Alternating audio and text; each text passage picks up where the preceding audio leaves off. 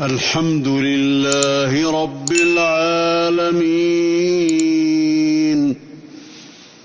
الرحمن الرحيم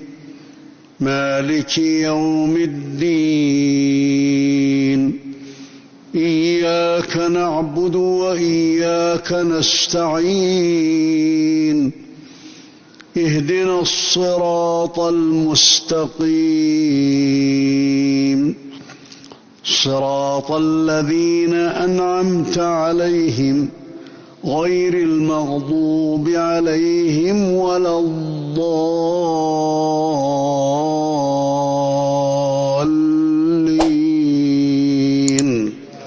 والمرسلات عرفا فالعاصفات عصفا والناشرات نشرا فالفارقات فرقا فالملقيات ذكرا عذرا أو نذرا إنما توعدون لواقع فإذا النجوم طمست وإذا السماء فرجت وإذا الجبال نسفت وإذا الرسل أقتت لأي يوم أجلت ليوم الفصل وما أدراك ما يوم الفصل ويل يومئذ للمكذبين ألم نهلك الأولين ثم نتبعهم الآخرين كذلك نفعل بالمجرمين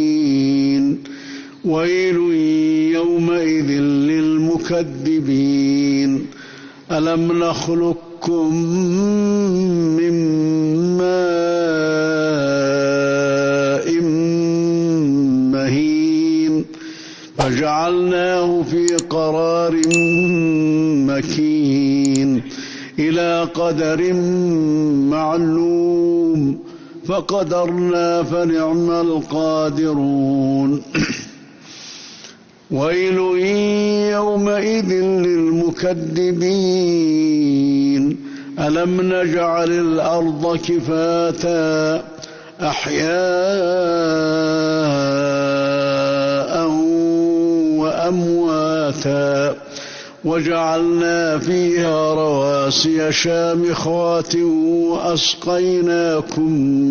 ماء فراتا ويل يومئذ للمكذبين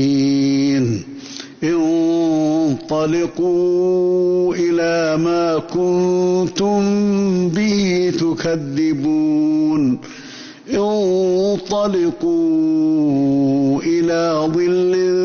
ذي 3 شعب لا ظليل ولا يغني من اللهب إنها ترمي بشرر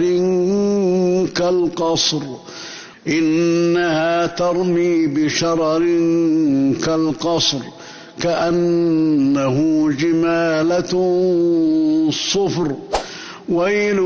يومئذ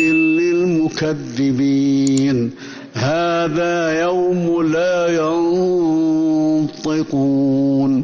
ولا يؤذن لهم فيعتذرون ويل يومئذ للمكذبين هذا يوم الفصل جمعناكم والأولين فإن كان لكم كيد فكيدون ويل يومئذ للمكذبين إن المتقين في ظلال وعيون وفواكه مما يشتهون كلوا واشربوا هنيئا بما كنتم تعملون إنا كذلك نجزي المحسنين ويل يومئذ للمكذبين كلوا وتمتعوا قليلا إنكم مجرمون ويل يومئذ للمكذبين وإذا قيل لهم اركعوا لا يركعون ويل يومئذ للمكذبين فبأي حديث بعده يؤمنون والسماء ذات البروج واليوم الموعود وشاهد ومشهود قتل أصحاب الأخدود النار ذات الوقود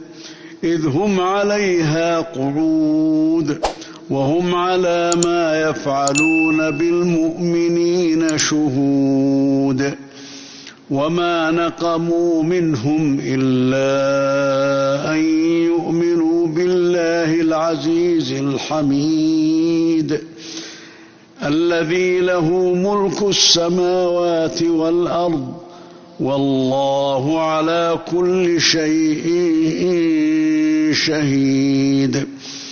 إن الذين فتنوا المؤمنين والمؤمنات ثم لم يتوبوا فلهم عذاب جهنم ولهم عذاب الحريق إن الذين آمنوا وعملوا الصالحات لهم جنات تجري من تحتها الأنهار ذلك الفوز الكبير إن بطش ربك لشديد